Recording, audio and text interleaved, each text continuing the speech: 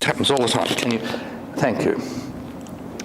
The first is to look. Look how on the psalmist? In the sense of taking notice.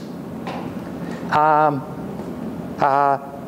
quite often my kids have more or less said, you're not attending to me, you're not noticing me, you're not listening to me, you're not interested in me. We usually take in English something like be interested in me, but look in the sense of, look and just shut up and just attend. So first of all, to look with acceptance. The second thing is to answer me, listening with a favourable response to the prayer. And then there's the lighting up of the eyes. Now you get the picture of the soul of a person being like a lamp. If the soul is strong, then there is light in the eyes. But if a person's dying, then what happens? It goes down. The light, and if you've ever been with people who are dying, you can see when they're dying because the light goes out of their eyes. It's that literal picture. When you can see when people are most healthy and with the most vitality because the brightness of their eyes. What? There's a glint in the eye. There's a glint we take in the eye, or there's a spark in the eye. We get that picture. Okay, that's the picture here. And then there's three reasons for answering the petitions. Now, this is the foundation for the answer. The first one is he asked God to hear his prayer so that his death will be prevented. Now, the assumption is that a dead believer is of no use to God. So God has an interest in keeping, vested interest in keeping alive. He's secondly a vested interest in preventing the triumph of the enemy over him. Why does God have a vested interest in the triumph of the enemy over negatively? So because it's saying that the enemy will triumph over God. Absolutely. The triumph is not just over him, but that means that God has lost the battle. And the third one is most telling, most important. He asked God to prevent the rejoicing of the enemies at the downfall of the psalmist despite his trust in God. Now, the attack of the enemy is not just on the psalmist, but is on what of the psalmist? His faith in God. That's the point of attack. Doesn't just want to destroy the psalmist, but wants to destroy faith in God. Now, the assumption is, three assumptions here. Number one, God has a vested interest in keeping the psalmist alive. Number two, God has a vested interest in making sure that the enemy doesn't have the victory. But most importantly, God has a vested interest in vindicating what of the psalmist? His faith in God's keseth, his steadfast love. And then you get the vow to praise. You get the vow of rejoicing with a song of thanksgiving. So I will rejoice, be jubilant. How will I be jubilant? By singing a song of thanksgiving and praise to the Lord. And then you get the reason or the time or the content of the song. The reason, because he's dealt well with me. The time, when he deals well with me. The content of the song is, the Lord has dealt well with me. Okay, now, okay, that's a model of what I'm looking for when I want an outline of structure. Here we go. Jesus criticizes the pagans because they think that they will be heard for their much speaking. I would criticize many of my students because they think that they will be heard favourably because of their much writing. No, I'm kidding. Wicked. Okay. Okay. The psalm begins with a superscription, a heading. It's for the choir master. So this psalm comes from if you like, the choir book of the temple. The choir master. I've given you some references there. The music director. Secondly, it's a song it's not a prayer that's to be said primarily, but it's a song that's to be sung, accompanied with a stringed instrument. And normally you tzimer, which means to pluck the string of a lyre. So you pluck the string of a lyre, so it's a song that's sung to the accompaniment of a lyre. It belongs to David, who is the royal leader of petition and praise. We've spoken about that. So it's connected with David and David's institution of the choir at the temple in Jerusalem. Okay, first of all, the first section. Can I just read the translation? How long, O Lord, will you forget me completely? How long will you hide your face from me? How long will I have pain in my soul, sorrow in my heart daily? How long will my enemy be high over me? Notice, what's always significant in a section is where you begin and where you end. There's God, trouble, and then enemy. The focus is here on the enemy. So the psalm begins with the invocation of the holy name, Yahweh, appeal to God for his gracious presence, his help of the person. Coming to the temple, addressing God in prayer. Now, what's the situation of the psalmist? It's notice how general it is here. There's three or four things that you can say generally. The psalmist has been going through a long period of constant, intolerable pain, so it's physical trouble, but it's also in my heart, which means that it is emotional, mental too.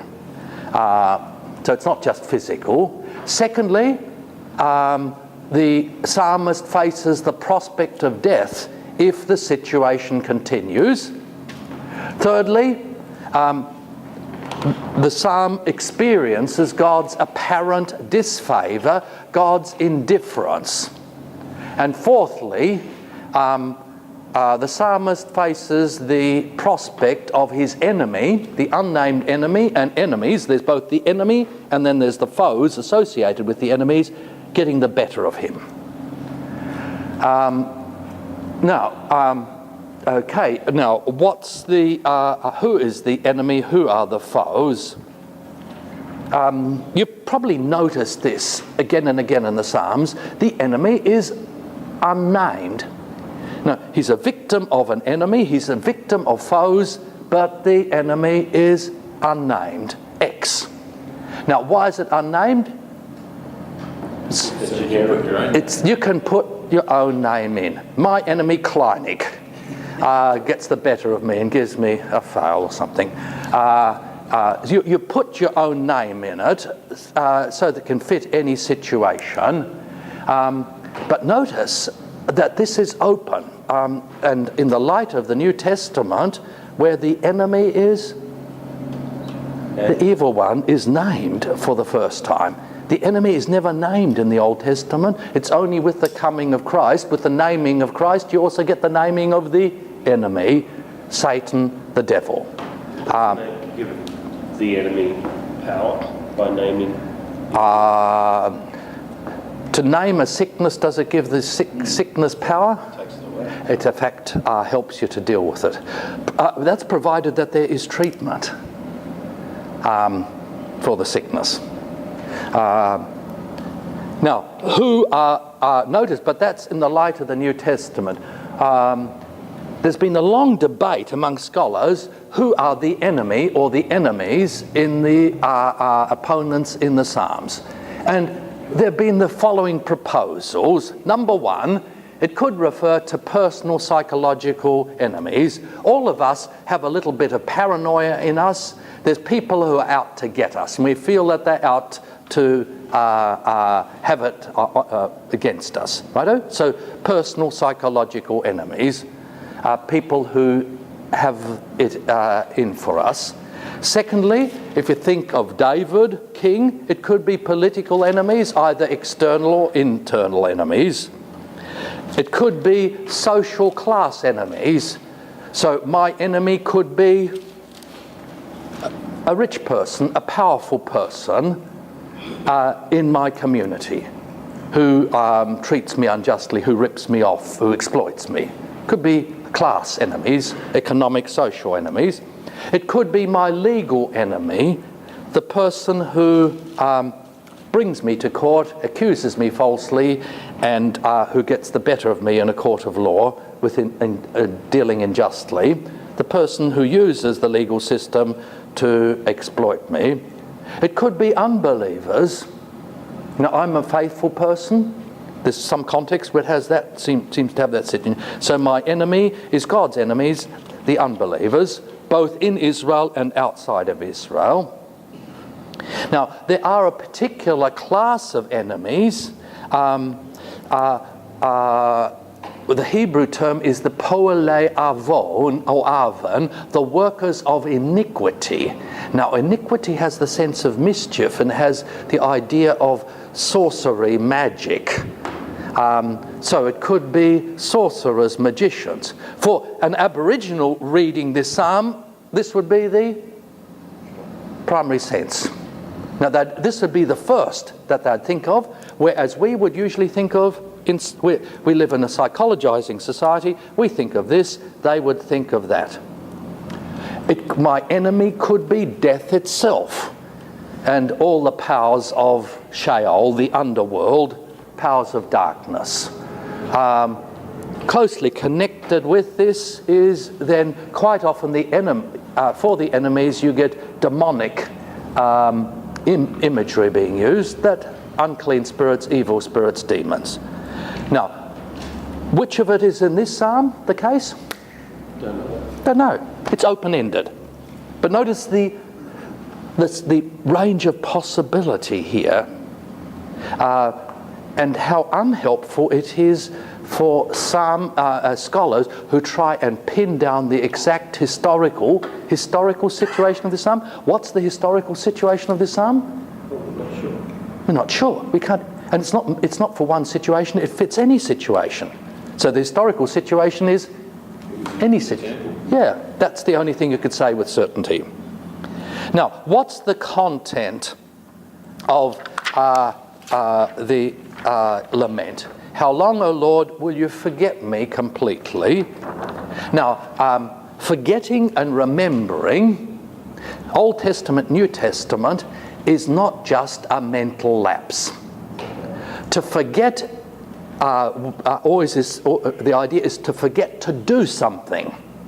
So it's not just mental, but it's physical. We psychologize and abstract things enormously. Say, if I forget my wife's birthday, it doesn't just mean that I have a memory lapse or our wedding anniversary. I forget to do something. So forgetting here is forgetting to do, forgetting to act. And likewise, there's references again and again in the Old Testament. God remembered his people. Did he say, oh yes, thinking about them? When God remembers, does he just think about people? No, he does. He does something, he acts. So when he remembered Noah, he rescued Noah. When he remembered David, he delivered David.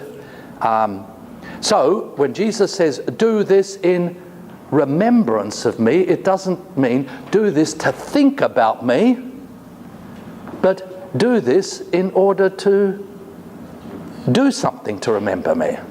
So the most obvious way you remember, I remember my wedding anniversary by taking my wife out to dinner. How do the Israelites remember God? By going to the temple in Jerusalem, offering sacrifices, praying to them, praising. Remembering by doing what should be done. So it begins with here complaint about God's activity. God has forgotten to act. In other words, he's just done nothing. He sat on his backside and put his hand under his bum, to put it crudely. you have God's apparent indifference to him. So there's the remembering, and then there's the second picture here. How long will you hide your face from me?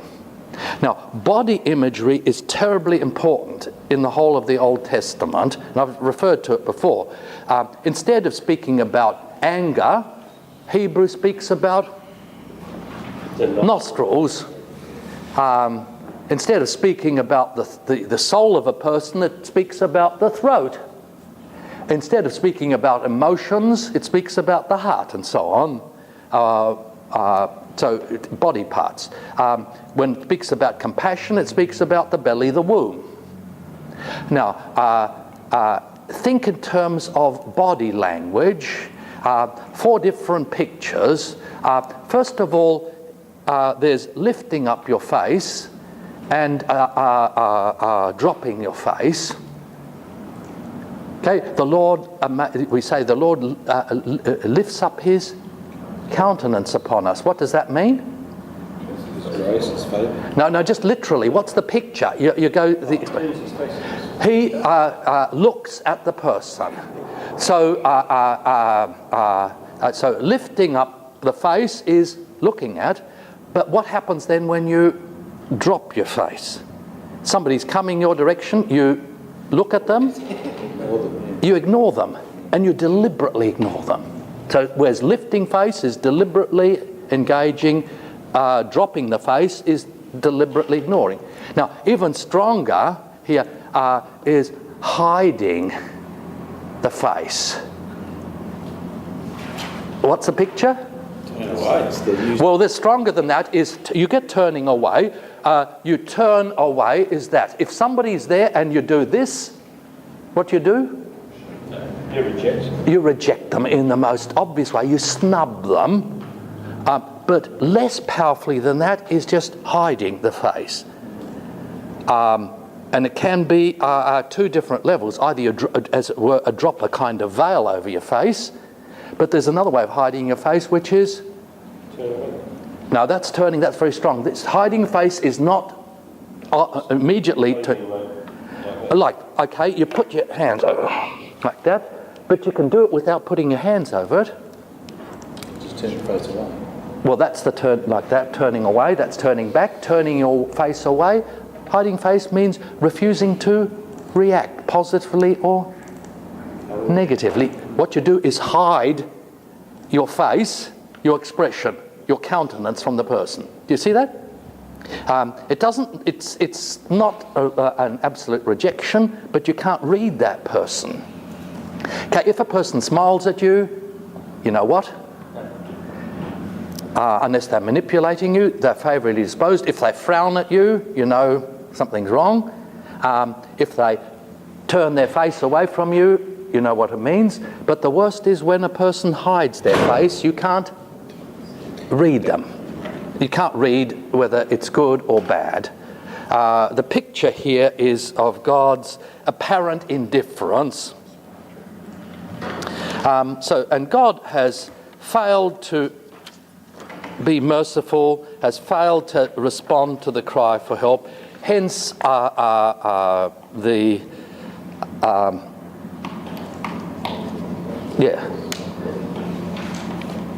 forgetting. Secondly, the psalmist experiences God's disfavour. We've spoken about that. God's friendly face is God's gracious presence that shines like the sun upon the righteous. And you get the picture of God's face running all the way through the Psalms. It would be interesting for you just to get your concordance out and look up panim and see how important the image of the panim of God is in the Psalm. By the way, if a pagan person spoke about the panim of Baal or Asherah or of the sun god, they were referring to the statue of them. Right? The hidden face is unfavourable attitude, or if you turn the back, then rejection. So instead of showing grace, God shows wrath. God hides his faith. God's face is life-giving. So if God hides his face or he turns his face away from people, what happens? The same thing as happens when the sun stops shining. When the sun stops shining, things die. When God stops shining on us, we know that we're threatened with death.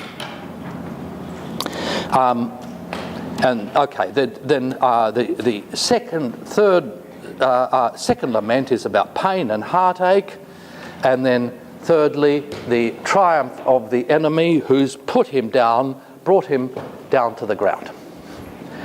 Next Wednesday, we'll finish Psalm 13 and we'll also do Psalm 57.